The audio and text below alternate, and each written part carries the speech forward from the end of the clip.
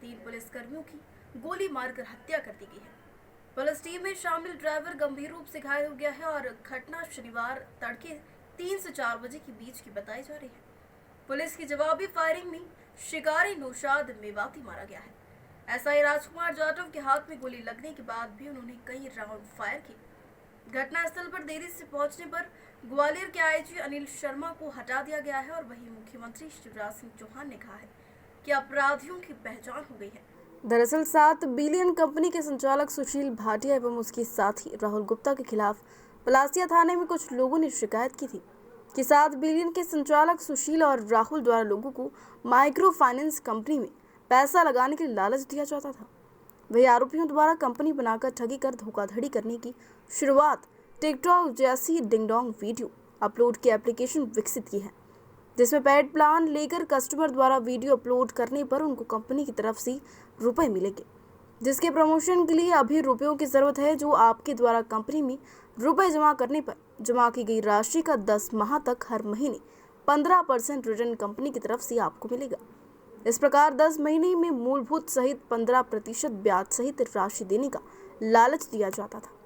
लालच में आकर भोले भाले लोग अपना पैसा निवेश करने लगे और वही आरोपियों द्वारा डिंगडोंग एप्लीकेशन बंद कर उसकी जगह पेज इन एवं पेज आउट नाम से नई सहायक कंपनी लॉन्च कर पेज इन में ग्राहकों को उनकी कंपनी में इन्वेस्टमेंट पर जमा किए गए और रुपयों पर 10% से 15% रिटर्न दिया गया।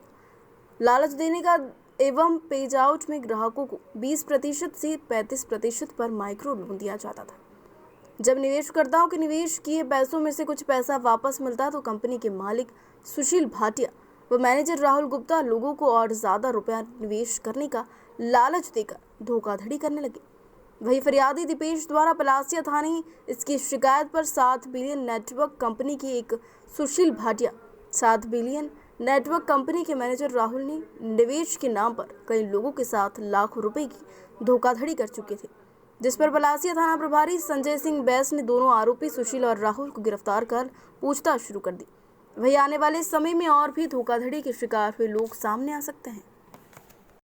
सिर्फ चिटफंड कंपनी का पर्दाफाश किया गया है, दो आरोपी की गिरफ्तार। किस तरह से उजागर हुआ घोटाला और कहाँ से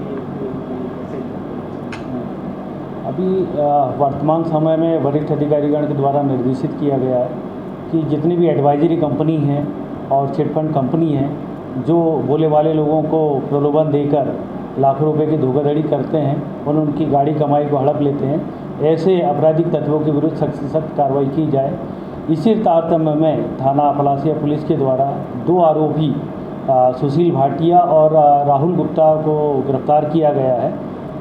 इनके द्वारा एक 7 बिलियन कंपनी के नाम से एक कंपनी बनाई थी और ये लोगों को प्रलोभन देते थे कि 10 से 15% प्रति माह का आपको ब्याज दिया जाएगा, आप हमारे कंपनी में इन्वेस्ट करिए।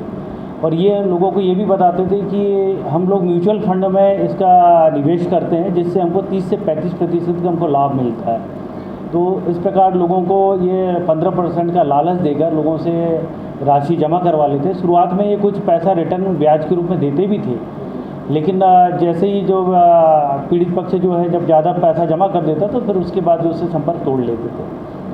और इसमें मुख्य रूप से जो सुशील भाटिया इसके नाम से कंपनी थी और इसका मेन मैनेजमेंट डायरेक्टर जो था वो राहुल गुप्ता था, जो कि उज्जैन का रहने वाला है। इसमें अन्य प्रदेशों के भी लोग के द्वारा पैसों का इन्वेस्टमेंट किया गया है, जिसके संबंध में पतासाजी की जा रही है।